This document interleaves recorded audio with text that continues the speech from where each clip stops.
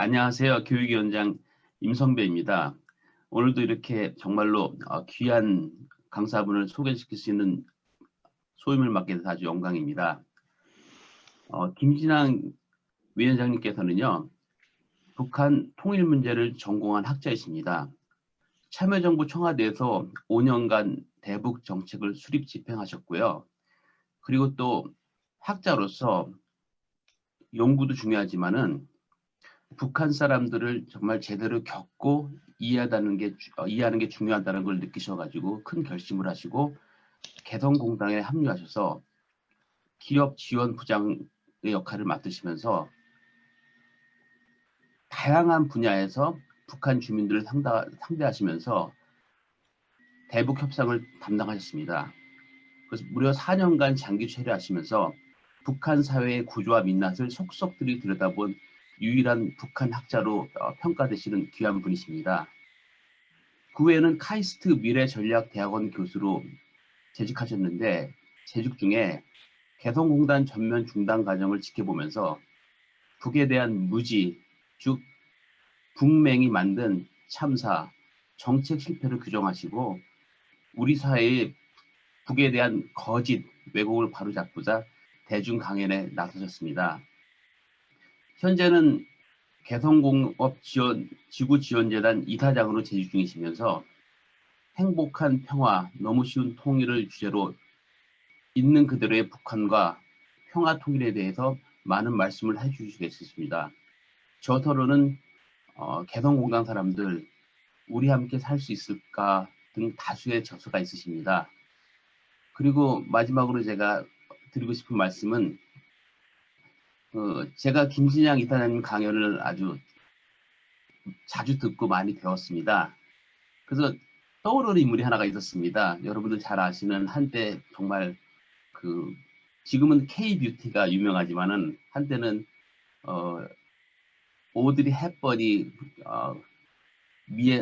로마의 슐로 유명한 영국의 배우 오드리 헵번이 정말 아름다움의 상징이지 않았습니까? 근데 오드리 헵번이 아주 유명한 말들을 많이 남겼습니다. 예를 들면은 영원히 퇴색되지 않는 아름다움은 우아함뿐이 없다. 그리고 또 제가 좋아하는 얘기가 이겁니다. 행복은 목표점이 아니고 가는 여정이라는 얘기를 많이 했습니다. 근데 우연히도 우리 김진ang 이사님께서 어떤 걸 많이 강조하시냐면은 통일로 가기 위해서는 여정이 중요한데 그 여정이 바로 평화다라는 말씀을 많이 하시면서 개성공단이 그 역할을 얼마나 잘하고 있는지를 많이 설명해 주셨습니다. 오늘 김진ang 이사님의 강연을 통해서 저희 모두가 통일로 가는 평화의 여정에 어떻게 힘을 보탤 수 있는지를 깨닫고 배울 수 있는 귀한 시간이 됐으면 좋겠습니다. 귀한 강연 허락해서 진심으로 감사드리고 우리 다 같이 큰 박수로 김진ang 이사장님을 모시도록 하겠습니다. 인사부터 드리겠습니다. 다들 반갑습니다. 무엇보다도 민주평화통일자문위에서 휴스턴 협의회에서 저를 초대해 준 것에 대해서 진심으로 고맙습니다. 더불어 지금 40여 분이 들어와서 지금 보고 계십니다. 한 분 한 분 진심으로 고맙다는 말씀을 드립니다. 소개해 주신 임성대 박사님 고맙습니다. 무엇보다도 코로나19 상황이 굉장히 어렵습니다. 현재 여기 서울은 시간이 일요일 9시 45분입니다. 한 분 한 분 우리 휴스턴뿐 아니라 미주, 브라질 한 분 한 분 모든 교포님들의 건강을 무엇보다도 기원합니다. 함께 코로나19 잘 극복하고 평화, 통일된 세상에서 함께 자주 만났으면 좋겠습니다. 이것으로서 제 인사를 가름하고 준비한 평화통일 강연에 관련해서 어떻게 이 평화의 해법들을 만들어낼 것인지 한 분 한 분과 지혜를 나누는 자리 그렇게 갖도록 하겠습니다. 회장님 준비된 PPT 올려주시면 말씀을 시작하도록 하겠습니다. 잘 보이십니까? 예, 괜찮습니다. 제가 이거 넘겨주세요 이렇게 계속 해야 되죠? 네, 괜찮습니다. 제가 넘기면 편한데 죄송합니다. 큰 화면으로 만들어 주시면 좋겠습니다. 네.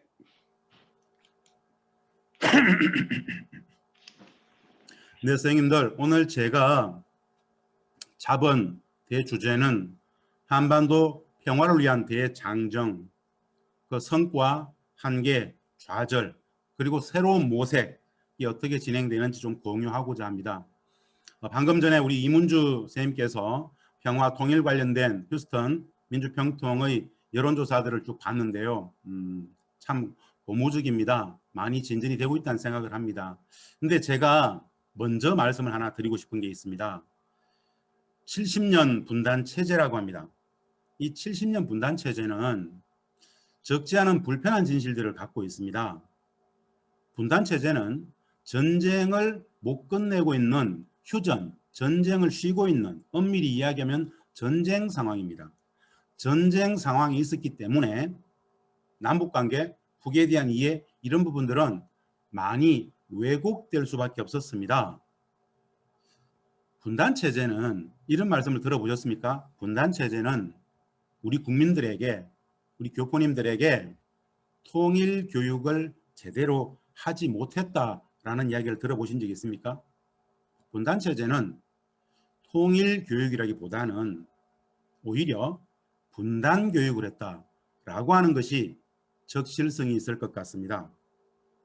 나눔과 배려, 화해 협력, 포용, 관용, 사랑 이런 남과 북이 서로 존중하고 평화로 통일로 나아가기 위한 그런 체제적인 교육이 아니라 미움, 정오, 적대, 반목, 질시, 폭력, 전쟁의 담론을 남북 간에 그런 전쟁의 담론을 계속 은연중에 주입시켰던 것이 바로 분단 인식입니다.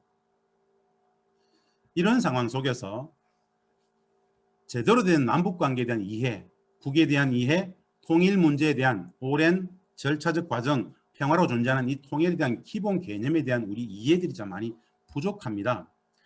우선 통일교육의 중요성, 우리 공동체의 근간, 뿌리에 있는 통일교육의 중요성을 먼저 말씀을 드리면서 이 전쟁적 상황을 끝내고 종전평화협정을 만들어가면서 한반도의 평화의 질서를 어떻게 만들 것인가에 대해서 말씀을 좀 드리려고 합니다. 사실 오늘 이 한반도 평화를 위한 대장정의 이야기는 지난 2018년 평창 동계올림픽에서부터 현재까지의 2년 8개월의 시간들을 한번 쭉 반추해 보면서 왜 좌절이 왔는지, 왜 교착이 왔는지, 그 교착, 이 남북 평화의 교착, 평화의 위기를 어떻게 기회로 만들 것인지 마지막에 제 해법을 좀 전달하고자 합니다. 네, 넘겨주십시오. 회장님, 넘겨주십시오. 전체적으로 목차는 남, 북, 미 이 3자 간의 국가 전략이 이 한반도 문제, 한반도 평화, 통일, 비핵화 문제와 관련해서 남북미의 국가 전략이 어떻게 충돌되는지를 한번 먼저 기본 소개를 하고 지난 2년을 한번 쭉 평가를 해드리겠습니다. 그리고 어떻게 위기가 고조되었으며 마지막에 평화의 해법 무엇을 할 것인가 이렇게 정리를 하려고 합니다. 가장 중요한 것 초반부에 이 국가 전략들을 한번 잘 아시겠지만 요약되게 한번 보는 게 중요할 것 같습니다. 넘겨주십시오.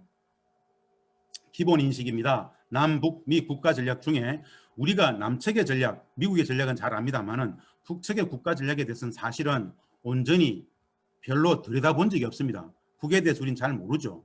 사실은 아까 말씀드린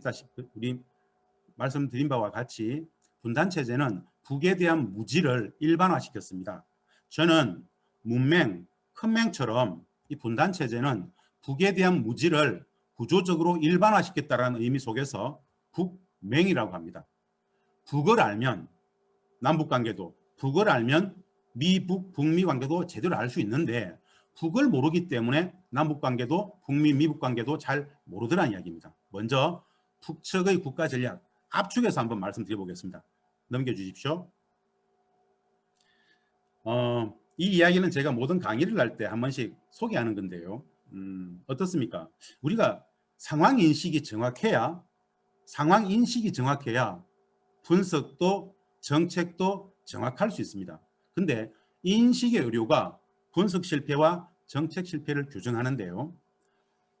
사실은 이게 참 불편한 이야기들입니다. 남북 관계는 내지는 남북미 관계는 한미 관계도 북미 관계도 남북 관계, 남북미 관계 모두 상호 철저한 상호작용의 관계더라 라는 인식들을 할 필요가 있습니다. 근데 사실은 이 분단 체제는 철저한 상호작용의 관계에 있는 남북미 관계를 일방적 관계로 많이 분석하고 인식을 계속 주입을 시킵니다. 왜냐? 적대적 분단 체제, 전쟁 중에 있는 상대방은 적이기 때문에 일방적 인식을 계속 양산할 수밖에 없다는 것이죠. 그래서 남북 관계는, 남북미 관계는 철저히 상호작용의 관계더라 라는 인식을 할 필요가 있습니다. 어떤 측면에서 본다면 말입니다. 진짜 과학적인 진실을 추구하려면 남북미 관계는 옳고 그름이니 맞고 틀림이니 이런 이분법적인 선악의 논리로서 보는 것은 인식의 과학성을 매우 떨어뜨릴 수 있습니다. 한마디로 북측은 우리에게 하나의 동포일 뿐만 아니라 평화를 만들고 통일을 만들어가는 일주체입니다. 흡수와 극복, 즉 적으로서 규정한다라면 전쟁적 상대일 수밖에 없습니다. 전쟁을 넘어서 평화로, 분단을 넘어서 통일로 가기 위해서는 실제하는, 엄존하는 북을 인식하고 이야기할 수 있어야 됩니다. 상호 존중의 정신은 체제와 제도를 상호 존중하고 인정하고 평화를, 통일을 이야기하는 상호 존중은 평화와 통일의 기본 정신입니다. 그런데 사실은 분단 체제는 북에 대해서 상호 존중하자라는 말 자체를 꺼내기가 굉장히 힘겨운 분단 문화를 만들었습니다. 여하간 간에 북측을 존중할 수 있는 이런 인식이 필요한데 우리의 마음속에서부터 진짜 평화를, 통일을 이야기할 수 있기 위해서는 마음속에서부터 상호 존중의 태도를 가질 필요가 있습니다. 한마디로 북측을 엄연한 실제하는, 진짜 존재하는 북측을 보게 되면 간단한 체제가 아닙니다. 우리는 허투루 루즈, 찌질이, 호시탐탐 적화야익을 노리는 아주 나쁜 놈들이라는 이미지에 다 이렇게 일반화, 획일화되어 있습니다만은 직접 만나서 대화하고 협상해보고 오랜 시간 같이 지내다 보면 우리가 인식했던 그런 적대적 이미지가 아니라 충분히 함께 평화를, 통일을 함께 추구해 왔구나라는 것을 충분히 알 수 있습니다. 실제하는 북측을 인식할 필요가 있다라는 측면을 먼저 말씀을 드리면서 지금부터 북측의 국가전략부터 쭉 볼 수 있도록 하겠습니다. 다음 장 넘겨주십시오. 북측의 국가전략은 사실은 어려운 게 아닙니다. 전 세계 모든 나라 사람들이 자국 국민들의 행복, 자기 국익 중심의 외교를 펼칩니다. 북측의 국가전략을 한마디로 얘기하면 사회주의 강국 건설입니다. 사회주의 강국 건설. 여하간 간에 북측은 사회주의 정치 경제 체제를 갖고 있습니다. 그들은 사회주의 강성 대국이든 사회주의 강성 국가이든 관계없이 그러니까 사회주의 계획 경제 체제를 기반으로 나름 그 주민들이 행복한 사회주의 강국을 건설하고자 하는 게 북측의 국가 전략입니다. 우리는 북측의 국가 전략 그러면은 사실 이런 이야기는 들어본 적이 별로 없습니다. 엄준하는 실제로서 북측을 이해할 필요가 있기 때문에 북측은 사회주의 강국 건설을 위해서 근본 조건으로서 만들고 싶어하는 게 있습니다. 가장 근본 조건으로서 북측이 만들고 싶어하는 한 가지 상황이 있습니다. 뭐냐? 2차 세계대전 이후에 70년간 전 세계에서 가장 오랫동안 전쟁적 상태를 유지하고 있는 것이 바로 이 한반도입니다. 다들 아시다시피 미국과 북한과 미국은 70년 전쟁 중에 있습니다. 휴전협정, 한국전쟁이 53년 7월 27일 휴전협정을 체결했습니다. 그 이후에 평화협정을 체결하지 못했습니다. 원래 53년 7월 27일 휴전협정을 체결할 때 1년 안에 공식적인 종전평화협정을 체결하기로 하고 1년 안에 종전평화협정을 체결하기로 하고 휴전협정을 맺었습니다. 불편한 진실을 하나를 말씀드리겠습니다. 1953년 7월 27일 휴전협정을 맺을 때 1년 안에 종전평화협정을 체결하기로 하고 휴전협정을 맺었는데 이어서 진행되었던 스위스 제네바에서의 이 종전평화협정 관련된 협의들은 왜 종전평화협정을 못했는가? 북미가 만나서 종전평화협정을 하는 과정 속에서 그 종전평화협정의 틀을 깨버린 건 미국이었습니다. 매우 불편한 진실입니다. 그 이후에 70년간 우리는 종전평화협정을 체결하지 못하고 있습니다. 북측은 사회주의 강국 건설을 위해서 한 가지를 꼭 하고 싶어 합니다. 전쟁 상태를 종식하고 평화협정을 체결하고 싶어 합니다. 즉 평화를 실질적으로 구현한 마당 위에 평화가 담보되어야 사회주의 강국 건설을 할 수 있다고 봅니다. 왜? 전쟁 상황이기 때문에, 전쟁 중에 있기 때문에 미국은 전쟁의 상대방인 자신들을 제재하고 적대하고 봉쇄한다고 봅니다. 전쟁을 끝내자. 제발 전쟁을 끝내자. 전쟁을 끝내야만 정상적인 무역도, 정상적인 경제 발전도 할 수 있다고 봅니다. 그런데 종전평화협정을 위한 노력은 여전히 난망이죠. 2018년 4.27 판문점 선언에서 남과 북, 문재인 대통령과 김정은 국무위원장은 2018년 올해 안에 종전평화협정을 체결하자라고 약속을 했지만 종전평화협정은 왜 안 되었을까요? 남북미 관계가 있죠. 미국의 반대가 사실은 간단치 않습니다. 북측은 여한 간에 종전평화협정을 체결함으로써 전쟁 분단을 종식함으로써 사회주의 강국 건설을 하고 싶어합니다. 이것이 북측의 국가전략의 핵심입니다. 이 본질을 우리가 인식할 수 있어야 됩니다. 호시탐탐 적화야획을 노린다. 아직도 그럴까요? 아직도 그러고 있을까요? 사실 그렇지 않습니다. 전 세계 어느 나라도 전쟁이 국가전략인 나라는 없습니다. 그것도 미국과의 전쟁적 상태를 계속 유지하고 싶어하는 나라는 한 나라도 없습니다. 북측은 우리와 마찬가지로 비정상적인 전쟁 상황을 끝내고 싶어합니다. 북측을 비정상 국가라고 이야기하는 사람들이 있습니다. 왜냐? 사실은 제대로 이야기하면 북측이 비정상 국가인 것이 아니라 이 한반도가 전쟁 중에 있기 때문에 비정상인 것입니다.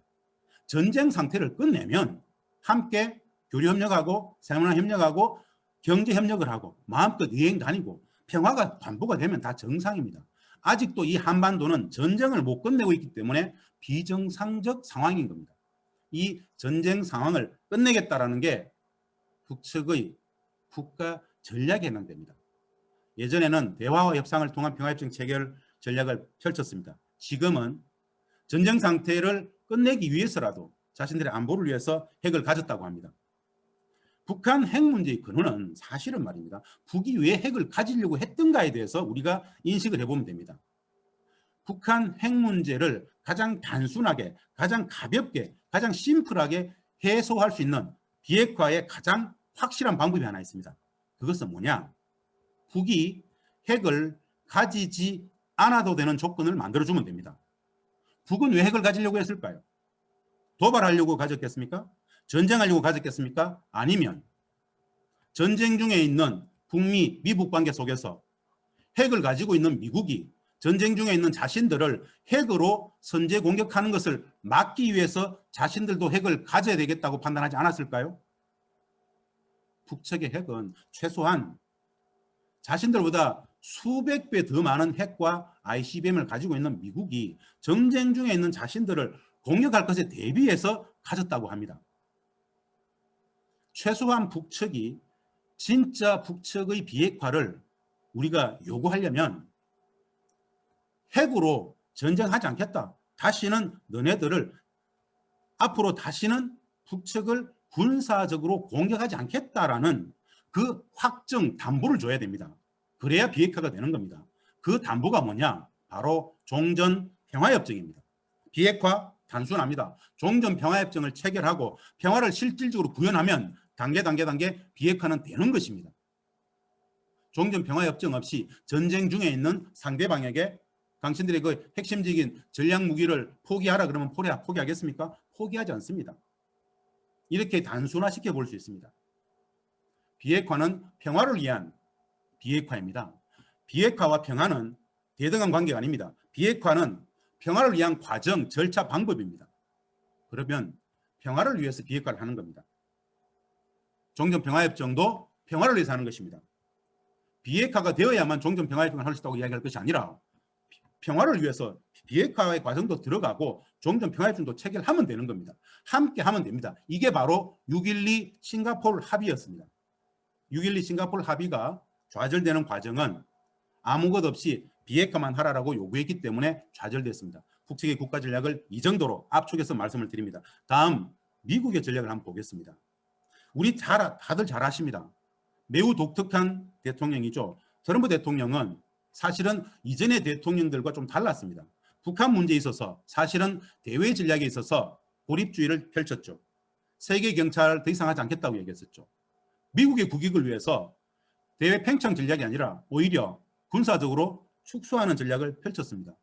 다른 나라 문제들 더 이상 하지 않겠다 그랬죠. 세계 경찰 하지 않겠다 그랬죠. 전쟁 계속하고 외국의 군대를 미군을 주둔시킬 돈이 없다고 이야기했었습니다. 불러들이겠다 그랬죠. 그 연장선에서 한반도 문제도 봤습니다. 다음 넘겨주십시오. 진짜 중요한 것은 말입니다.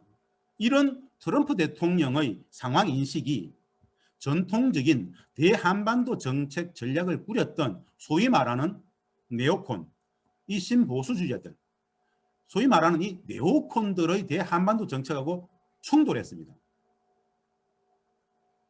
네오콘을 중심으로 하는 전통적인 미국의 대한반도 정책을 결정했던 단위에 있는 사람들은 한반도의 군사적 긴장 유지, 분단 체제 유지 전략, 군사적 개입주의 전략이 기본 기조였습니다. 이 부분과 트럼프 대통령의 상황인식이 충돌했습니다. 저는 근본적으로 지난 6.12 싱가포르 합의부터 하노이 노딜까지 전체 과정을 보면서 한 가지 질문을 던졌습니다. 과연 트럼프 대통령은 네오콘, 이 네오콘들의 의지, 이 네오콘들을 넘어갈 수 있는가, 극복할 수 있는가, 힘들겠다라는 게 제 판단이었습니다. 결국 6.12 싱가포르 합의를 해주고도 2019년 2.28 하노이 회담에 노딜을 할 수밖에 없었던, 아무것도 가져갈 수 없었던 그 충돌은 트럼프 대통령이 전통적인 대한반도 군사적 개입주의 전략에 빠져있는 네오콘들을 극복하지 못했기 때문에 발생할 수밖에 없었다라고 봅니다. 이게 현재의 미국의 대북 정책의 상황이다라고 보고요. 다음 세 번째, 우리의 대한민국의 국가 전략 단순합니다. 우리 다 잘 아는 이야기입니다. 문재인 정부의 대북 정책은 베를린 선언에 압축되어 있습니다. 오직 평화. 한반도에서는 절대 전쟁은 안 된다. 비핵화를 통한 평화로 가자. 이런 이야기죠. 핵과 전쟁이 없는 한반도. 남북이 상호 존중합시다라고 이야기합니다. 베를린 선언에서 문재인 대통령은 직접 이렇게 얘기했습니다. 6.15 14로 돌아가야 합니다. 우리 민족끼리 합의는 유효하고 절실합니다. 북측의 붕괴를 바라지 않으며 흡수통일을 추진하지 않겠다라고, 흡수통일을 추진하지 않겠다고 공식 선포를 했습니다. 대등하게 상호 존중해서 평화를 만들자는 거였죠. 북측의 체제를 보장하는 한반도의 비핵화를 추구하겠다고 이야기했습니다. 다음 장 보겠습니다. 이미 문재인 대통령은 평화체제를 구축해야 한다. 남북 합의는 법제화되어야 된다. 모든 남북 합의는 정권이 바뀌어도 개선돼야 한다. 항구적 평화를 위해서 종전선언과 평화협정을 체결하겠다라고 이야기했습니다. 완전한 비핵화와 함께 평화협정을 체결하겠다. 이건 우리가 문재인 정부의 대북 정책으로서 너무 잘하는 이야기입니다. 즉 종전평화협정을 체결해서 평화체제로 가겠다는 겁니다. 종전평화협정 체결의 과정에서 비핵화도 함께 하겠다는 거였습니다. 그런데 여기에서 한 가지 한계가 있었습니다. 불편한 진실입니다. 우리 잘 아는 이야기입니다. 우리 정부의 기본 한계, 한미관계가 있습니다. 불평등 한미관계의 구조적 한계, 이것이 바로 대북 정책의 독자적 자율성의 한계를 담보하고 있죠. 이제 대충 남북미 관계가 국가 전략들이 어떻게, 정부의 정책들이 어떻게 충돌되는지 보여집니다. 70년 분단 체제를 끝내고 전쟁 상황을 끝내고 종전 평화협정을 체결하고 평화로 가고자 하는 남과 북의 의지들이 소위 말하는 미국의 네오콘, 이 군산복합주의 네오콘들의 한반도 분단 체제 유지 전략과 충돌하고 있는 것이 현재의 교착 국면의 본질입니다. 불편한 이야기지만 우리가 이 상황 인식이 정확해야 대책도 정책도 제대로 과학적으로 만들 수 있기 때문에 남북미 관계의 상호 충돌의 지점들을 봤습니다. 다음을 보겠습니다. 지난 2년을 한번 보겠습니다. 평화를 위한 대장정이었습니다. 여러분 어떻습니까? 4.27 판문점 선언 9.19 평양선언, 6.12 싱가포르 합의. 이 모든 과정은 비핵화 회담이었을까요? 아니면 한반도의 평화를 위한 회담이었을까요? 저는 단호히 이야기합니다. 그 4.27도 6.12도 9.19도 남북미가 진짜 어마어마한 역사를 만들었던 그 여정은 비핵화 회담이 아니라 평화를 위한 회담이었습니다. 평화를 위한 대장정, 평화회담의 부분에 비핵화의 문제가 존재한다는 얘기를 말씀을 드리는 겁니다. 그 평화를 위한 대장정이 어떻게 성과와 한계를 가졌는지 한번 보겠습니다. 다음 장 넘겨주십시오. 2018년 평창 동계올림픽이 있었습니다. 2017년에 미국과 북한과 미국 간의 엄청난 군사적 긴장, 전쟁 위기를 넘어가기 위해서 대담하게 평창 동계올림픽에 참여하겠다고 하면서 남과 북은 평화를 만들었습니다. 넘어가겠습니다. 1차 남북 정상회담의 감동들을 우리는 다 봤습니다. 새로운 역사는 이제부터 평화의 시대 역사의 출발점에서 1차 남북 정상회담 4.27 판문점 선언의 핵심 내용을 한번 보겠습니다. 넘겨주십시오. 사실은 제가 압축해 본 겁니다. 4.27 판문점 선언에서 한반도의 평화와 번영, 통일을 위한 판문점 선언을 했는데요. 어마어마한 내용들이 많습니다. 남북관계의 전면적이고 획기적인 개선을 이룩하겠다라고 하면서 진짜 많은 합의들을 했는데 민족 경제의 균형적 발전을 위해서 14선언을 적극 추진하겠다고 합의했죠. 이 14선언은 2007년 14선언을 이야기합니다. 14선언을 내용을 보면 남북이 인적 교류, 사회문화 교류, 경제협력을 얼마나 많은 것들을 합의했는지 어마어마합니다. 그 전체를 11년간 방치되고 있었던 14선언을 다시 부활시키겠다라고 합의한 것으로서 남북관계는 전면적이고 획기적으로 바꿔가겠다고 합의했던 겁니다. 그리고 가장 핵심적인 합의가 있었죠. 평화체제 구축에 보면 평화체제 구축이라는 그 영역에 보면 올해 안에 종전선언하고 평화협정을 체결하자라고 남과 북의 최고 지도자는 합의를 했습니다. 이 4.27 판문점 선언 하나하나를 보면 지금 이루어진 건 사실 아무것도 없습니다. 이 판문점 선언을 만들어냈던 이 판문점 선언의 모두 발언 내용을 한번 보겠습니다. 다음 장 보십시오. 이게 4.27 판문점 선언에 문재인 대통령과 김정은 국무위원장이 함께 읽었던 내용인데 한번 보겠습니다. 양 정상은 한반도에 평화의 시대가 열렸음을 8천만 결의와 전 세계 앞에 엄숙히 천명하였다.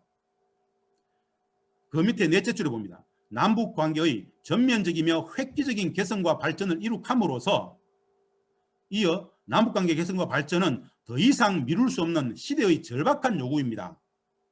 우리 민족의 운명은 우리 스스로 결정한다는 민족 자주의 원칙을 확인하고 이 합의는 철저히 이행될 것이며 적극적인 대책을 추진할 것입니다. 각계각층의 다방면적 협력과 교류, 왕래와 접촉을 활성화 이런 이야기들을 4.27 판문점 선언에서 남과 북의 최고의 지도자는 합의를 했습니다. 그런데 이후 현재의 남북관계 이 중에 된 것이 있다고 보십니까? 왜 안 되었을까요? 이 많은 엄청난 이야기들 그리고 앞장에서 보셨던 판문점선의 수많은 그 합의들이 실천이 된 것은 아무것도 없습니다. 왜 실천이 안 되었을까요? 한미관계가 존재합니다. 다음 장 넘어가 보겠습니다. 이 4.27 판문점 선언의 기운을 받아서 우여곡절이 있긴 했습니다만은 미국과 북한과 미국은 전쟁 중에 있었던 북미 최고의 지도자가 최초로 만났습니다. 어마어마한 합의를 했습니다. 6.12 싱가포르 합의 핵심 내용을 한번 보겠습니다. 다음 장 보십시오. 우리가 꼭 기억해야 될 내용들입니다. 6.12 싱가포르에서 북미 정상이 합의한 내용들을 제가 압축을 해봤습니다. 이것이 얼마나 지켜지고 있는지를 한번 보겠습니다. 첫 번째, 새로운 북미 관계 수립, 평화체제 구축을 협의를 했습니다. 가장 핵심은 이겁니다. 미국은 북의 안전을 보장하고 상응해서 북은 한반도의 완전한 비핵화에 약속을 했습니다. 미국은 전쟁 중에 있는 북미 관계 속에서 미국은 북을 공격하지 않겠다.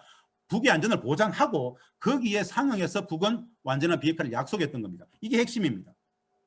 그리고 방법으로서 상호 신뢰 구축의 과정이 한반도의 비핵화를 정진할 수 있다고 인정했습니다. 비핵화는 오랜 시간이 걸립니다. 신뢰 구축의 과정과 함께 비핵화를 하겠다는 합의가 있는 겁니다. 여기에서 네 가지 합의를 했죠. 첫 번째, 평화와 번영을 위해서 북미 간의 새로운 관계 수립을 약속했습니다. 즉 적대를 청산하고 평화를 가겠다라고 트럼프 대통령은 김정은 위원장에게 미국 대통령 최초로 적대 청산 평화를 담보해 줬습니다. 약속을 했습니다. 두 번째, 한반도의 항구적 평화체제 구축을 위해서 노력하겠다고 약속을 했죠. 세 번째 나옵니다. 가장 핵심입니다. 미국은 4.27 판문점 선언을 재확인하면서 북측은 한반도의 완전한 비핵화를 약속했습니다. 즉 이게 뭐냐? 4.27 판문점 선언의 핵심은 종전평화협정 체결이었습니다. 2018년 안에 종전평화협정을 체결하겠다고 했던 그 약속을 미국 대통령 트럼프 대통령은 김정은 위원장에게 판문점 선언 재확인을 통해서 이것을 담보해 줬습니다. 지금 이 많은 것들이 어떻게 됐습니까? 이 6.12 싱가포르 합의 약속은 이후에 실천이 되지 못합니다. 네 번째에 나옵니다. 그 첫 상호 신뢰 구축의 단계로서 북측은 신원확인 전쟁포로 송환하고 미군 실종자 유해를 북측에 송환하고 유해 수습을 계속하겠다라는 일례 신뢰 구축의 과정에 들어가겠다고 약속을 했던 겁니다. 이 많은 약속들은 이후에 지켜졌을까요? 지켜지지 않습니다. 교착 국면의 원인인데요. 또 한번 넘어가 보겠습니다. 다음 장 보십시오. 볼턴 회고록 참 굉장한 논란이 있었습니다. 볼턴 회고록의 내용 자체를 얼마나 믿어야 될 것인가에 대해서는 잘 모릅니다. 평가가 달라질 수 있습니다. 볼턴 회고록에 참 많은 내용들 중에 이런 내용이 나옵니다. 이 싱가포르 합의에 대해서 볼턴은 트럼프 대통령이 이렇게 이야기했다고 합니다. 이건 보여주기 위한 것이다. 핵심 내용 빠진 공동성명 서명하고 기자회견 열어가지고 승리 선포한 이후에 이곳을 빨리 뜰 준비가 됐다. 이후 다시 북을 제재하면 된다. 이 볼턴 회고록에 나오는 트럼프 대통령의 발언이 진위는 아무도 모릅니다. 중요한 것은 미국 조야의 이 네오콘과 미국 백악관의 북측을 대하는 이 6.12 싱가포르 합의를 대하는 인식에 이런 인식이 있다는 것입니다. 북측은 속았다고 판단했을 것입니다. 결국 그렇게 됐기 때문에 그렇습니다. 아무것도 이루어진 게 없기 때문에 말만 약속만 들었지 실천되지 않았기 때문에. 다음 장 넘어가 보겠습니다. 사실은 6.12 싱가포르 합의 이후에 종전평화협정 전혀 추진되지 않았습니다. 굉장히 북측은 불만을 많이 이야기했습니다. 교착 국면을 갔습니다. 그 북미 간의 약속이 실천되지 않는 과정 속에서 그 위기를 다시 타개하기 위해서 문재인 대통령께서 직접 다시 북측을 방문했습니다. 그래서 9.19 평양선언 3차 남북 정상회담을 합니다. 평화, 새로운 미래였는데요. 미국을 다시 미국과의 종전평화협정을 도출하기 위해서 문재인 대통령은 과감하게 김정은 국무위원장에게 더 많은 것을 요구했습니다. 이렇게 얘기했습니다. 트럼프 대통령은 한반도 종전과 평화협정에 대해서 조금 관심이 있는데 트럼프 대통령이 그것을 반대하는 네오콘들을 넘어갈 수가 없기 때문에 김정은 국무위원장께서 트럼프 대통령에게 좀 더 과감한 비핵화 조치로서의 약속을 좀 해달라. 그래서 받은 내용이 있습니다. 다음 장 넘어가 보겠습니다.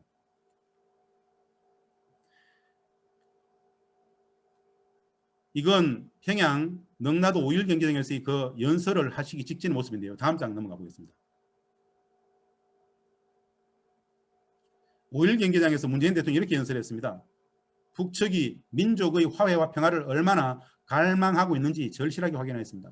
문재인 대통령은 북측이 화해와 평화를 얼마나 갈망하는지 절실히 확인했다라고 공개적인 대중 연설 속에서 이렇게 이야기를 했었습니다. 중요한 건 다음 장에 있습니다. 한번 보겠습니다.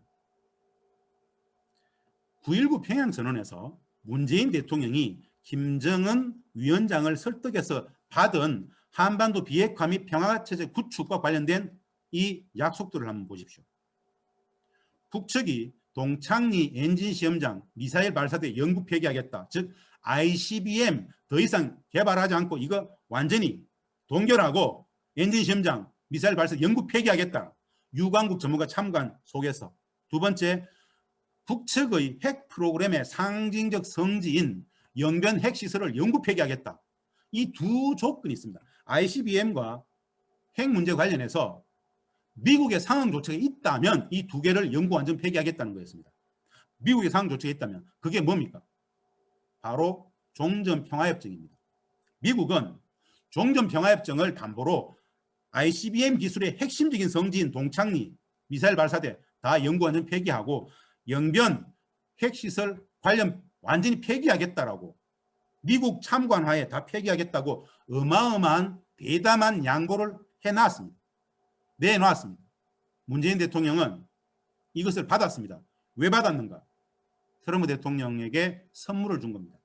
이것 받고 종전평화협정 체결하자라고 어마어마한 대담한 양보를 이끌어낸 겁니다. 그런데 결과는 어땠습니까? 다음 장 보겠습니다. 9월 19일 평양선언 마치고 며칠 쉬지도 못하고 문재인 대통령은 바로 직접 미국으로 날아갑니다. 한미 정상회담을 했습니다. 트럼프 대통령을 만났습니다. 그날 기자회견에서 문재인 대통령과 트럼프 대통령이 북측이 평화와 번영을 원한다는 확신을 가졌다 그랬습니다. 확신을 가졌다. 그래서 곧바로 트럼프 대통령은 폼페이오에게 2차 북미 정상회담을 바로 준비하라. 11월 달에는 늦어도 11월 달에는 북미 정상회담 해서 더욱더 진전된 북미 관계를 풀어가겠다라고 공언했습니다. 문재인 대통령에게 약속을 했습니다. 비핵화 진전하고 양국 관계 정상화 의지 확인했습니다. 즉 북미 관계를 정상화하겠다라고 이야기를 했던 겁니다. 연락사무소 설치, 제재 완화, 인도적 지원 등 굉장히 많은 내용들을 이 두 대통령은 발표를 했습니다. 자, 9.25 한미 정상회담이 타결이 됐습니다. 11월 달에 북미 정상회담이 됐나요? 안 됐습니다. 12월로 연기됐죠. 12월 북미 정상회담이 됐나요? 안 됐죠. 2019년 1월도 넘어갑니다. 1월 넘어갔었습니다. 안 됐죠. 결국 2월 말에 하노이에서 만납니다. 저는 역사의 분수령이 여기에서부터 있었다고 봅니다. 9.25 한미 정상회담에서 제2차 북미 정상회담을 트럼프 대통령이 하면서 종전평화에 대해서 좀 더 진전된 약속을 하고 싶었지만 이 시기부터 소위 말하는 존 볼턴, 폼페이오 이 실질적인 네오콘들의 대반격이 이 시기부터 있었다고 저는 봅니다. 4.27 판문점 선언, 6.12 싱가포르 합의, 9.19 평양선언 이 모든 것들을 다 엎어버리기 위한 미국 내의 한미 워킹그룹의 엄청난 대반격이 있었다고 봅니다. 이때부터 한미 워킹그룹에 우리는 포박됐습니다. 완벽하게 잃어버린 5개월입니다. 언제까지? 2018년 10월 즉 9.19 평양선언 4.27 판문점 선언을 북측이 실천하자라고 계속 요구할 때 우리는 한미 워킹그룹 안에 갇혀가지고 아무것도 하지 못합니다.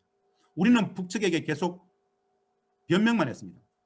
어차피 2차 북미 정상회담은 다 잘 될 거니까 2차 북미 정상회담 전에는 미국을 자극하지 않기 위해서 남북 간에 특별히 다른 것들을 하지 말자. 2차 북미 정상회담 되면 다 할 수 있다. 4.27, 9.19 모든 것을 다 실천할 수 있다. 북측은 우리에게 이야기했습니다. 4.27과 9.19를 조금씩 실천해야 2차 북미 정상회담이 성과적으로 성공할 수 있다. 남북관계를 4.27과 9.19의 합의들을 남북관계를 조금씩 실천하지 않으면 2차 북미 정상회담은 실패할 수 있다. 남북관계가 북미관계, 한미관계를 끌고 가야 된다. 약속과 합의를 조금씩 실천하자라 그랬습니다. 그런데 우리는 매우 소극적으로, 매우 피동적으로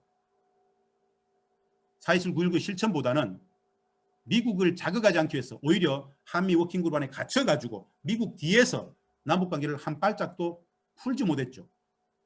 잃어버린 5개월입니다. 비핵화의 프레임, 제재의 프레임, 한미 동맹관계를 중심축으로 북한 문제를 풀려고 했었습니다.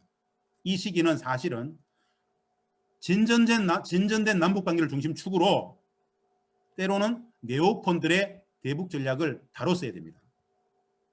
이 시기가 저는 그렇게 통한의 세월로 평가됩니다. 넘어가 보겠습니다. 다음 장부터 갑니다. 2018년 10월, 11월이 넘어갔습니다. 2차 북미 정상회담은 계속 밀렸습니다. 2019년 1월 1일이 되면서 북측은 국가전략 신년사를 발표합니다. 2019년을 북측은 2,500만 전체 인민들이 어떤 전략을 가지고 2019년을 맞이하자고 했냐면요.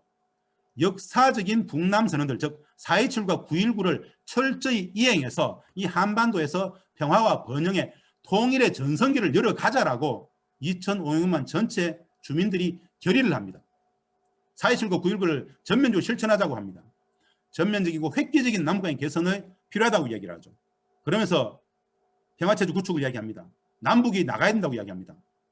아무런 전제 조건이나 대가 없이 개성공단과 금강산 관광을 재개할 용의가 있다고 하면서 소극성에 빠져있는 우리 대한민국 정부에다가 개성공단, 금강산 하자라고 강하게 치고 나옵니다. 남북 합의를 철저히 이행함으로써 남북 평화의 전성기를 열자라고 했던 2019년 1월 1일에 북측의 국가전략 발표가 있었는데 우리는 이때도 북측에게 조금만 기다려라. 2차 북미 정상회담이 잘 되면 다 잘 될 것이다. 라고 시간을 계속 허비합니다. 다음 장 넘어가 보겠습니다. 결국 2차 북미 정상회담은 2019년 2월 28일 베트남 하노이에서 노딜이 됩니다. 참혹한 날이었습니다. 다들 기억하시는지 모르겠습니다. 2018년 9.25 한미 정상회담 이후에 북미 2차 북미 정상회담이 다 잘 될 거라고 이야기했던 건 누구였습니까? 트럼프 대통령이었습니다. 우리는 신중했습니다. 잘 되어야만 한다고 얘기했습니다. 그런데 북미 정상회담 진짜 잘 될 것이다. 종전평화뿐 아니라 북측은 굉장한 번영을 누리게 될 것이다. 어마어마한 에드블론을 띄웠죠. 미국은 2차 북미 정상회담이 진짜 잘 될 거라 그랬지만 이 하노이 회담에 북측은 진짜 비핵화의 과정, 절차, 방법을 갖고 갔습니다. 그 많은 것들을 가져갔는데 미국이 내놓은 것은 어떤 것이었습니까? 미국은 무엇을 갖고 갔습니까? 사실은 아무것도 갖고 가지 않았습니다. 한 가지를 요구했죠. 완벽한 비핵화의 프로세스를 내놔라. 비핵화 문제뿐 아니라 북측의 국방 전략의 핵심이라고 있는 주요 전략 무기들, 그것이 화학전이든 생물학전 관계없이 의심되는 많은 다른 군사 전략의 국방 전략의 핵심 무기 체계들까지 다 공개하라 그랬습니다. 이것은 판을 깨겠다는 거였죠. 6.12 싱가포르 합의에서 약속했던 부분들을 2차 북미 정상회담에서는 어떻게 구체적으로 실천할 것인가에 대해서 이야기를 했었어야 되는데 관심 없고 판을 깼습니다. 결국 파국이 왔습니다. 4.27 판문점선언, 6.12 싱가포르 합의, 9.19 평양선언, 그 어마어마했던 것들이 9.25 한미정상회담 이후에 네오콘들의 대반격 속에서 북미 정상회담이 2번, 3번, 4번 계속 연기되는 과정 속에서 남북관계는 한 발짝도 못 나가고 당시에 트럼프 대통령이 얘기했었습니다. 미국의 승인 없이는 대한민국 정부는 북측과 아무것도 할 수 없다. 한 발짝도 못 나간다. 미국의 네오콘들은 연일 한반도를 대한민국으로 와서 여러 요직에 있는 안보정책단위에 있는 사람들을 만나가지고 비핵화의 진전이 없이는 남북관계 한 발짝도 못 나가게끔 포박했습니다. 4.27의 약속들, 9.19의 약속들을 다 하나도 실천 못하게끔 막아버렸죠. 결국 남북미 관계가 교착으로 갔고 하노이 회담은 그 결정판이었습니다. 다음 장을 가보겠습니다. 하노이 회담 실패와 남북관계 더 큰 실패입니다. 네오콘의 반격, 트럼프의 좌절, 비핵화, 제재, 한미동맹의 프레임 속에서 우리는 소극성, 피동성, 비주체적으로 우리는 아무것도 할 수 없었습니다. 하노이 회담 노딜 됐을 때 김정은 위원장이 트럼프 대통령에게 이야기했습니다. 좋다. 연말까지는 기다려주겠다. 올 연말까지는 기다리겠다. 6.12 싱가포르 합의를 실천할 수 있는 대북 적대 정책을 철회한다라는 실질적인 조치들을 갖고 온다라면 다시 만나겠다. 연말까지 기다렸습니다. 미국은 무응답이었습니다. 그래서 북측은 연말에 12월 27일부터 31일까지 3박 4일간 노동당 당 중앙위 전원회의를 소집을 합니다. 4.27도, 6.12도, 9.19도 다 실패했다. 좌절했다. 미국은 6.12를 부정했고 북측 자신들과 종전평화협정뿐 아니라 미국의 대북 적대 정책은 사라지지 않는다라는 것들을 확인했습니다. 그러면서 노동당 당 중앙위 전원회의를 통해서 새로운 국가 전략을 내놓았습니다. 다음 장을 보겠습니다. 2019년 12월 27일 3박 4일간 사상 최초로, 사상 최대로 3박 4일간 노동당 당 중앙위 전원회의를 통해서 새로운 국가 전략을 발표를 했습니다. 다음 장 보겠습니다. 다음 장에 2019년 12월 노동당 전원회의 결정사항인데요. 정면 돌파하겠다고 이야기했습니다. 강력한 정치 외교 군사 공세로 정면 돌파전을 승리로 한보겠다. 이게 무슨 뜻이냐면요.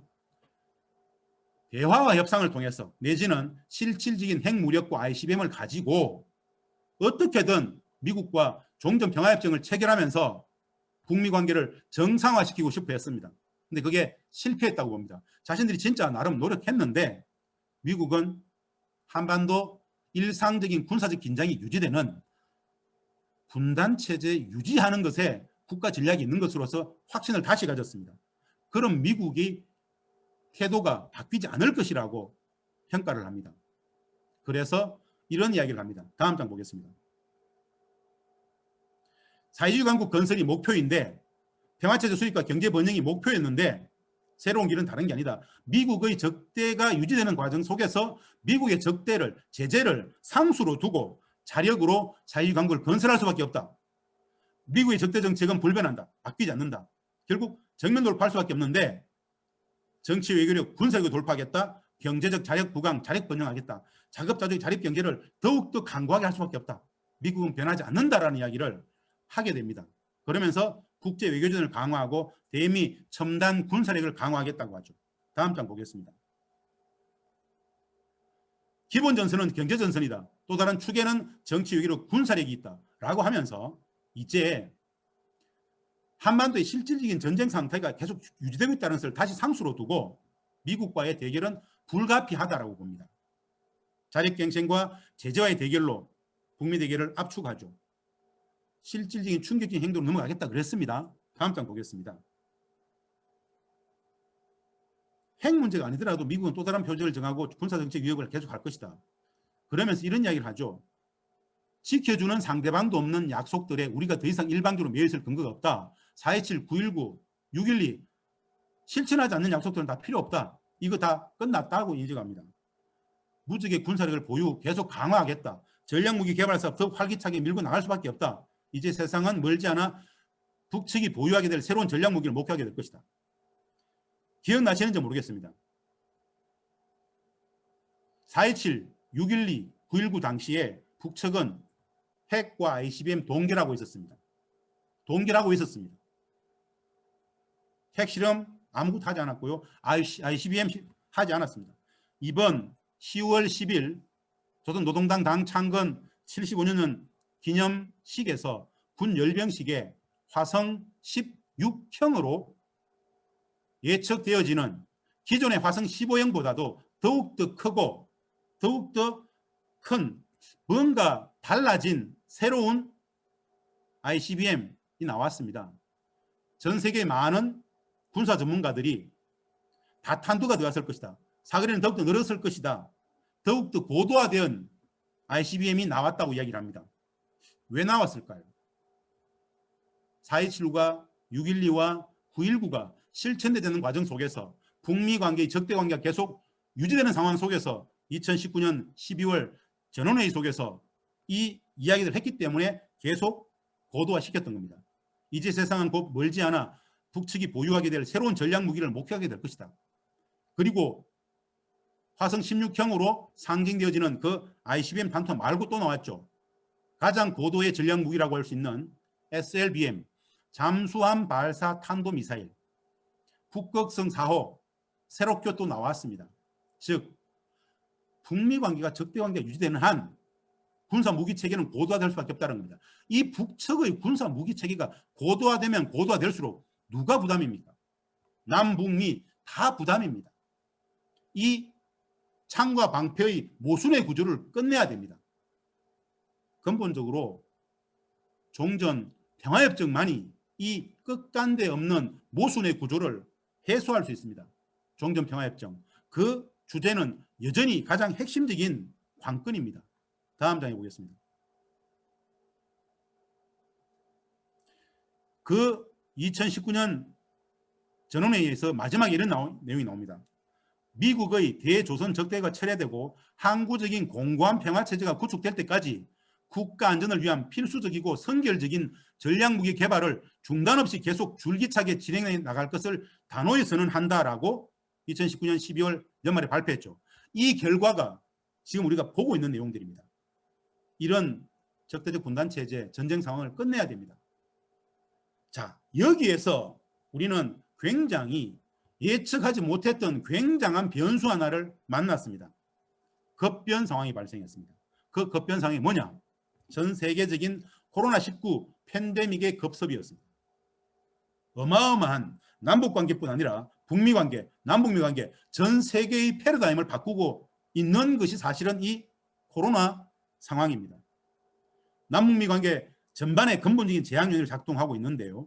여하간 간에 이런 북측의 대군사력을 강화하는 이런 부분들이 많이 예상만큼 크게 확대되지는 않았습니다. 코로나 방역에 전 국가적 상황들이 투입되었습니다. 올 1월부터 전 세계에서 가장 먼저 국가를 모든 외국으로부터 들어오는 모든 경계들을 다 차단하고 완벽하게 지금까지도 코로나19 보건 방역 사업에 전 국가적 역량들을 투입하고 있습니다. 이것이 코로나 상황이 북미 관계와 남북 관계, 남북미 관계를 일정 정도 굉장히 제약했다는 것도 한 가지 말씀을 드리면서 다음 장을 보겠습니다. 위기구조 북측의 내용입니다. 다음 장 보겠습니다. 올 1월에 김기환 외무성 고문의 담화였습니다. 미국과의 대화에서 1년 반이 넘게 쏘갔다. 시간을 잃었다. 마지막 세 번째 문장이 있습니다. 다시 대화가 성립되자면 미국이 우리가 제시한 요구사항들을 전적으로 수긍하는 조건에서만 가능할 수 있겠지만 우리는 미국이 그렇게 할 준비가 되어 있지 않으며 또 그렇게 할 수도 없다는 것을 잘 알고 있다. 미국이 그렇게 할 준비가 되어 있지 않으며 또 그렇게 할 수도 없다는 것을 알고 있다. 이건 뭐냐? 북측이 요구하는 것은 하나죠. 대북 적대 정책을 철회해달라. 대북 적대 정책을 처리할 수 있는 몇 가지 상징이 있습니다. 종전평화협정. 종전평화협정은 시간이 걸린다고 보면 종전선언 정도라도 내지는 적대를 처리하겠다라는 상징 중에 떠는 게 있습니다. 제재. 전쟁 중에 있기 때문에 북에 대한 제재를 합니다. 제재 일부 완화라도 하면 그것이 정상적인 관계로 가겠다라는 징표로 보겠다라는 겁니다. 일부 제재 완화나 봉쇄 완화나 종전선언 정도는 할 수 있어야 된다라는 겁니다. 그런데 북측은 미국이 그렇게 할 준비가 되어 있지 않으며 그렇게 할 수도 없다는 것을 알고 있다. 이것은 트럼프 대통령이 소위 말하는 폼페이오, 존 볼턴 같은 이 네오콘들을 넘어가지 못한다는 것을 북측은 잘 알고 있다는 겁니다.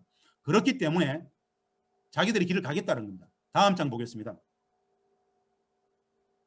올 3월에 김여정 담화 청와대에 전응한 사업, 이건 뭐냐? 남북미 관계가 교착되어 있는데 남측 보고 굉장히 격앙된 표현을 했었습니다. 4.27 9.19도 실천되지 않는 과정 속에서 북측의 함경도에 있었던 자신들의 군사 훈련에 대해서 남측이 비난을 하니까 이렇게 이야기했던 부분입니다. 다음 장 보겠습니다. 4.27 9.19 선언 이후에 지키지 못했던 약속들이 있습니다. 이것을 계속 북측은 지적했습니다.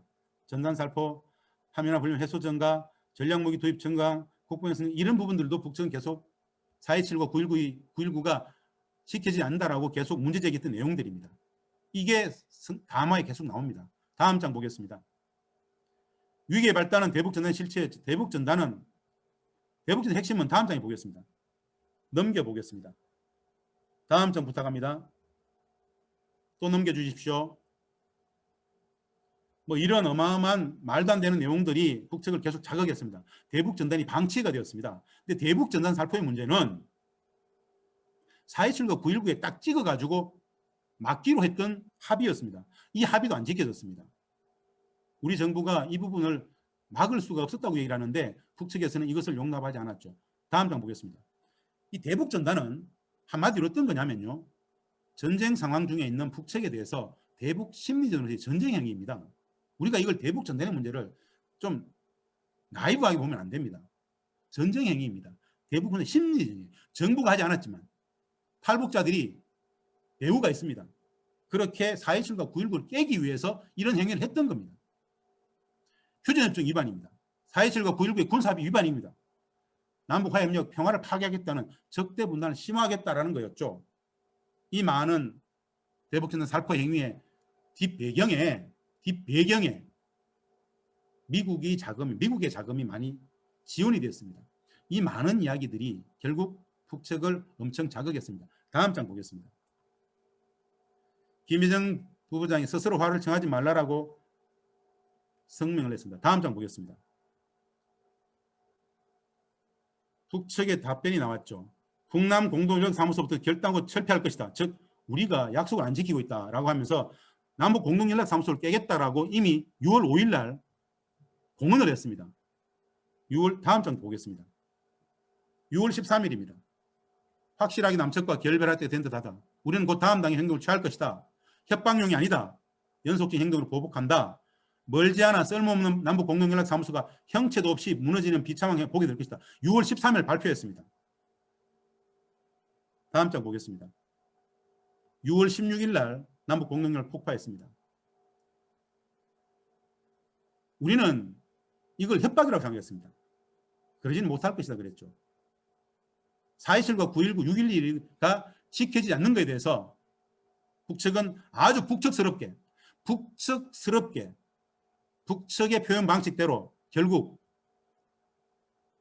2년 만에 4.27, 9.19, 6.12가 2019년 한 해 동안 전혀 지켜지지 않고 2020년 초반부터 쭉 1년 6개월 동안 아무것도 이루어진 것에 대해서 그냥 4.27이 끝났다. 이제 9.19 끝났다라는 관점에서 공동연락사무소 폭파해버렸습니다.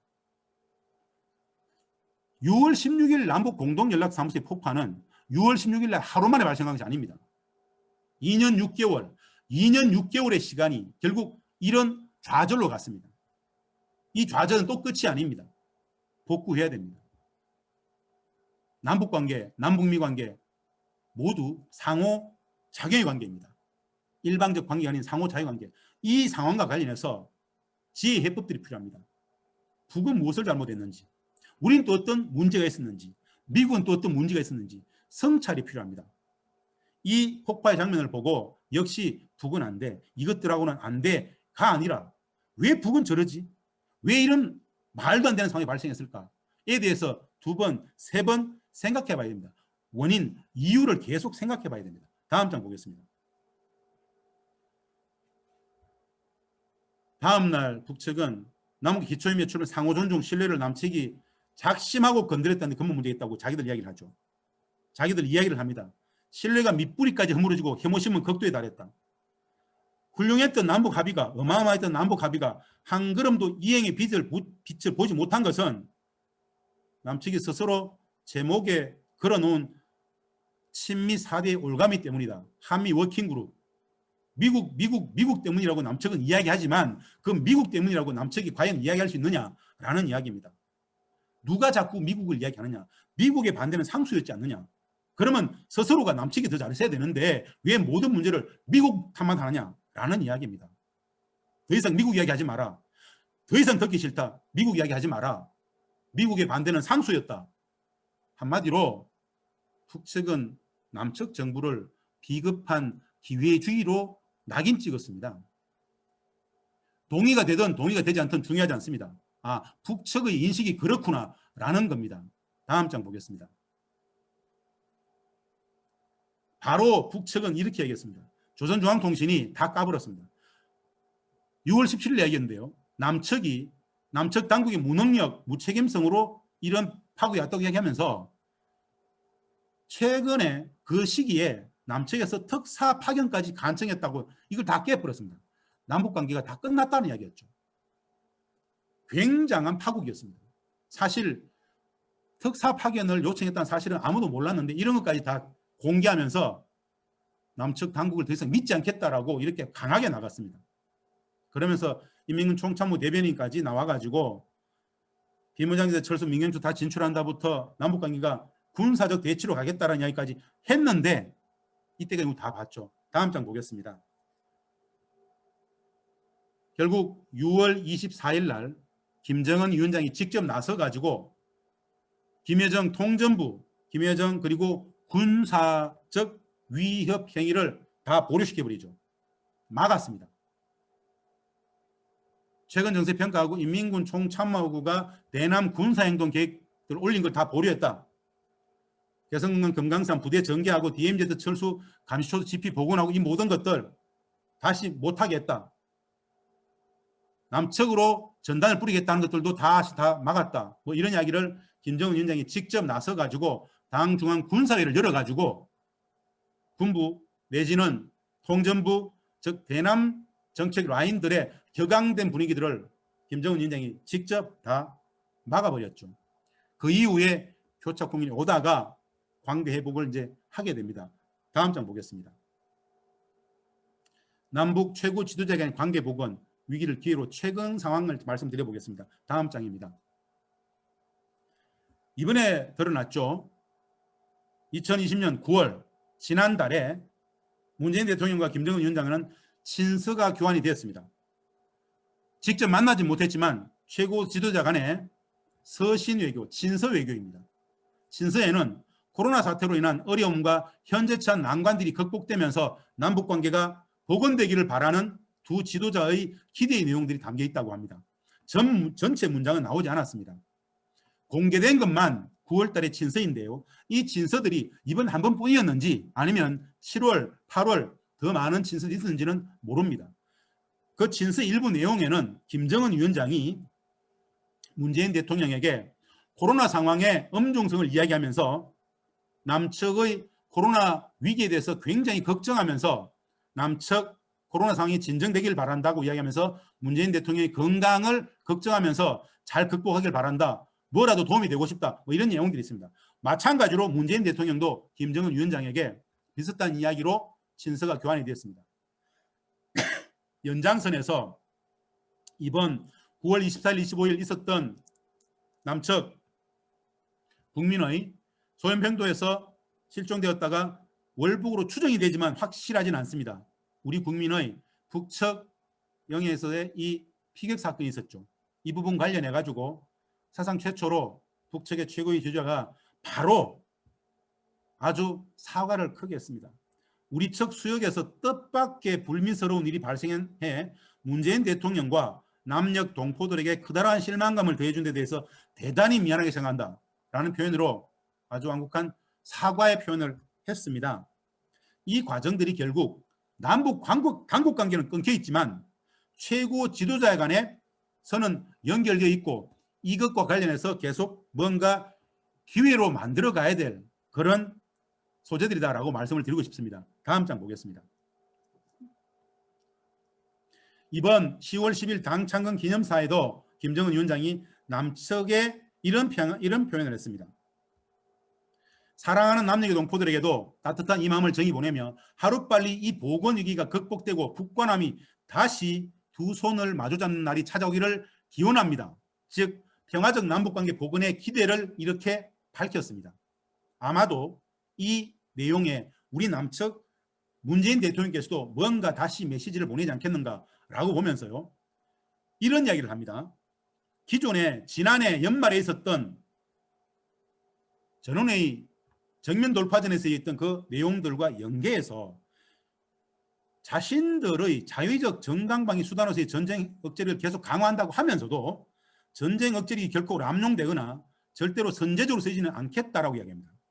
그러면서 자신들의 군사력이 누구를 겨냥하게 되는 것을 절대 원치 않는다고 이야기하면서 우리는 그 누구를 겨냥해서 우리의 전쟁 억제력을 키우는 것이 아님을 분명히 합니다. 우리 스스로를 지키자고 키우는 것일 뿐입니다라고 못을 받고 있죠. 그렇다면 비핵화의 방법은 종전평화협정을 근본적으로 맞는 종전평화협정을 체결하는 과정 속에서 비핵화를 풀 수 있다라는 우리는 해법들을 유추할 수 있습니다. 다음 장 보겠습니다. 이제 큰 틀에서 저는 이렇게 전망을 합니다. 남북관계 복원은 남북미 관계 복원은 코로나 방역 상황의 성패와 연관되어 있습니다. 여한 간의 코로나 방역 상황이 빨리 성공해야 남북관계 복원도 북미관계 복원도 가능할 것이다.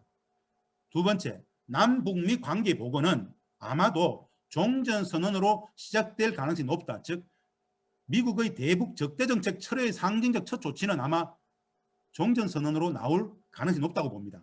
무슨 뜻이냐? 종전선언은 남과 북이 하기에는 굉장히 한계가 있습니다. 휴전협정의 조인 주체가 미, 북, 북미 관계, 북미가 이 휴전협정 전쟁의 주체입니다. 미국의 종전선언 지지가 나와야 됩니다. 직접 종전선언에 참여해야 됩니다. 이 미국의 종전선언 조치는 북측에게 대북 적대를 처리하겠다라는 상징적 조치입니다. 그래서 종전선언이 여한 간에 필요하다는 이야기고요. 만약에 특별한 상황 변화가 없으면 11월 3일 미국 대선 전후 내전 이후까지 별 내용이 없으면 제가 보기엔 2021년 1월 노동당 8차 당대회가 새롭게 소집이 됩니다. 이때 새로운 국가 전략이 나올 것이다 라고 보는데요. 제가 보기에 미국 입장에서 새로운 뭔가 내놓을 게 지금 시기에 나올 수 있는 게 있을까? 크게 대선 국면 속에서 트럼프 대통령이 크게 뭔가 양보, 종전선언 같은 양보를 할 수 있을 것인가에 대해서 네오콘과의 관계 속에서 좀 못 푼다고 보는데요. 여한 간에 최근에 오브라이언 안보보좌관의 이야기도 마찬가지입니다. 전시작전 지휘권 환수 문제도 마찬가지입니다. 미국은 전혀 그런 생각이 없다라는 것이 확연히 드러나고 있습니다. 다음 장 보겠습니다. 평화해법 무엇을 할 것인가입니다. 이제 마지막 정리를 하고자 합니다. 정리입니다. 다음 장 보겠습니다. 무엇을 할 것인가? 자, 남북미 관계가 있습니다. 지난 2년 판결을 돌아봤는데 남과 북은 종전평화협정을 하고 싶어 합니다. 미국의 트럼프 대통령은 네오콘들을 극복하지 못했습니다. 미국의 대한반도 전략은 분단체제 유지 전략, 비핵화 우선론, 이 압도적입니다. 이 과정 속에서 향후에도 미국의 그 전략은 바뀌지 않을 것 같습니다. 남북미가 있는데 남북은 종전평화협정을 체결을 하고자 하고 미국은 매우 소극적이고 내지는 반대합니다. 어떻게 해야 되겠습니까? 우리가 좀 더 주도성을 가지고 가야 됩니다. 남측 우리가 좀 더 주도적으로 임해야 됩니다. 미국은 바뀌지 않을 것입니다. 우리가 좀 더 역할을 함으로써 이것을 바꿔야 됩니다. 남북관계 교착의 근본 원인은 다른 게 아닙니다. 4.27과 9.19의 합의들이 실천되지 않는 것, 미이행 상황, 미실천 상황이 모든 교착의 원인입니다. 기존 남북 간 합의의 실천 의지 표명이 중요합니다. 4.27과 9.19의 합의의 핵심이 뭡니까? 남북 합의의 핵심은 종전평화협정입니다. 북미 적대관계 청산하겠다는 것입니다. 정치 군사 신뢰 구축 핵심은 적대 청산, 단계주권 이런 걸 합의했는데요. 4.27과 9.19 합의의 핵심은 종전평화협정이죠. 그것을 실천하겠다라는 의지들을 보여줘야 남북관계가 복원이 되고 북미관계도 복원이 됩니다. 이것 없이는 다시 복원되지 않는다는 것이 기본입니다. 북측은 대북 적대를 처리할 수 있는 뭔가를 갖고 오라는 거지 않습니까? 종전평화협정 내지는 제재, 일부 완화, 봉쇄 완화 이런 내용들입니다. 그것 없이는 다시는 회담의 틀이 성립되지 않습니다. 그러기 위해서는 미국이 안 변한다면 우리가 잘해야 된다고 봅니다. 남북미 중에 이 교착 국면을 돌파할 수 있는 유일한 힘은 우리 스스로, 우리 대한민국 정부, 우리에게 키가 있다고 저는 봅니다. 우리가 움직여야만 미국도 움직입니다. 그런 측면에서 다음 장을 보면서 해법은 이렇게 저는 제안합니다.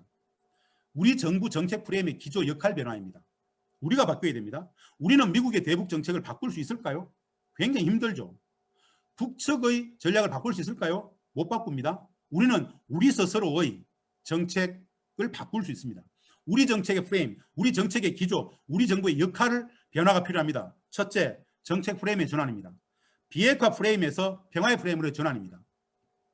우리 정부는 지난 2년 8개월의 과정을 비핵화 과정으로 보지 말고 평화를 위한 대장정이었다고 판단해야 됩니다. 즉 비핵화는 평화를 위한 과정, 수단일 뿐입니다. 평화를 위한 정책은 뭐든지 다 같이 할 수 있습니다. 즉 그래서 평화를 위한 대장정 속에서 평화를 위한 비핵화도 하고 평화를 위한 종전평화협정도 체결하고 평화를 위해서 남북 교류도 하고 평화를 위해서 남북 인적 교류도 하고 평화를 위해서 북측을 유행도 하고 평화를 위해서 개성공단, 금강산 재개도 해야 되죠. 비핵화의 프레임은 비핵화의 진전이 없이는 종전선언도 평화협정도 개성공단도 금강산도 아무것도 안 되라는 것이 아니라 평화를 위해서 비핵화도 하고 종전평화협정도 다 같이 하자라는 이야기입니다. 비핵화의 프레임을 평화의 프레임으로 바꿔야 된다는 겁니다. 궁극적인 목표는 평화입니다. 한미동맹은 왜 합니까? 한반도에 평화를 위해서 있는 겁니다. 안보는 왜 있습니까? 평화를 위한 안보입니다. 한미동맹의 궁극적 가치는 한반도의 평화. 평화는 우리 국익의 기본 조건입니다. 두 번째, 정부 역할의 변화입니다. 정부 역할의 변화. 우리는 비핵화의 중재자가 맞긴 합니다. 그러나 평화의 당사자입니다. 그러나 비핵화의 중재자에서 평화의 당사자가 되어야 됩니다. 핵 문제의 중재자에서 평화 문제의 당사자가 되어야 됩니다. 소극성, 피동성을 열어갈 것이 아니라 평화의 능동적 주체로서 우리 스스로 평화의 당사자이기 때문에 과감하게 우리의 정책을 펼쳐야 됩니다. 비핵화의 문제는, 북핵 문제는 북미 간의 문제일 수 있습니다. 평화의 문제는 우리가 능동적 당사자입니다. 좀 더 과감하게, 능동적으로, 주체적으로, 과감하게, 선도적으로 치고 나가야 됩니다. 한미 워킹 그룹에 갇혀 있을 것이 아니라 능동적 주체로서 역할을 더 해야 된단 말입니다. 세 번째입니다. 정책 중심 축의 변화입니다. 한미 관계에서 남북 관계를 쓸 수 있어야 됩니다. 무슨 뜻이냐? 비핵화의 프레임에 갇혀 있었기 때문에 한미 동맹의 제재의 틀에서 북한 문제를 풀려고 했습니다. 비핵화를 평화의 문제로 넘어오면 남북 관계, 한미 관계가 아니라 남북 관계, 남북 공조, 민족 공조를 중심축으로 미국 문제도 풀 수 있어야 됩니다. 남북미 관계는 오묘합니다. 한미 동맹도 존재합니다. 한미 동맹의 틀에서 풀 수 있는 게 있습니다. 핵 문제는 풀어야 되겠죠. 그런데 남북 관계를 중심축으로 개성공단도, 금강산도, 종전평화협정도, 사회문화 인적 교류 많은 것들을 풀 수 있겠죠. 때에 따라서는 남북 관계를 중심축으로 미국 문제도 풀 수 있어야 된다는 겁니다. 우리는 천편일률적으로 한미 관계를 중심축으로 북한 문제를 풀려고 했었습니다. 그것은 정책 실패가 될 수밖에 없었습니다. 이런 정책 프레임의 전환, 비핵화의 프레임에서 평화의 프레임으로, 두 번째 정부 역할의 변화, 중재자에서 능동적 주체 당사자로, 그리고 정책 중심축의 변화, 한미 관계가 아닌 남북 관계를 중심축으로 미국 문제를 풀 수 있는 이런 프레임, 기조, 정책의 변화가 필요하다. 그 첫 출입구에 4.27과 9.19의 핵심인 종전평화협정과 같은 이야기들을 우리 정부가 스스로 치고 나가면 됩니다. 저는 문재인 대통령께서 진짜 최근에 열심히 종전선언을 주장하는 것이 그 궤에 있다고 봅니다. 왜 유엔 총회 온라인 연설에서 전 세계를 향해서 국제사회가 종전선언을 지지해달라고 얘기할까요?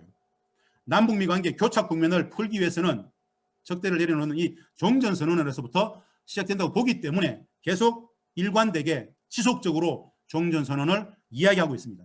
이제 좀 더 나아가서 우리 정부가 미국을 향해서 우리 국민들의 생존권의 기본 조건은 전쟁은 끝내자. 전쟁 상태는 끝내야 되지 않겠느냐. 이 전쟁 상황이 모든 비정상의 근본 조건 상황이었다. 전쟁 끝내자. 종전선언은 과감히 하자라고 우리 정부가 미국 국방부를 향해서, 미국 국무성을 향해서, 미 대통령을 향해서 종전선언을 하자라고 이야기할 수 있을 때 남북미 관계가 이 교착 국면이 풀릴 것이라고 봅니다. 휴스턴에 계시는, 미주에 계시는, 브라질에 계시는 여러 민주평통 자문위원 여러분, 그리고 한인에 계신 여러분, 우리는 지금 70년간 전쟁도 못 끝내고 있습니다. 전쟁 상황이기 때문에 모든 비정상이 그곳에 시작됩니다. 최소한 전쟁은 끝내야 됩니다. 모든 비정상의 근원에 전쟁 상태라는 비정상이 있습니다. 종전 선언에 많은 힘들을 모아주시기를 진심으로 바라면서 제 기조발제 강연을 이것으로 마치겠습니다. 고맙습니다.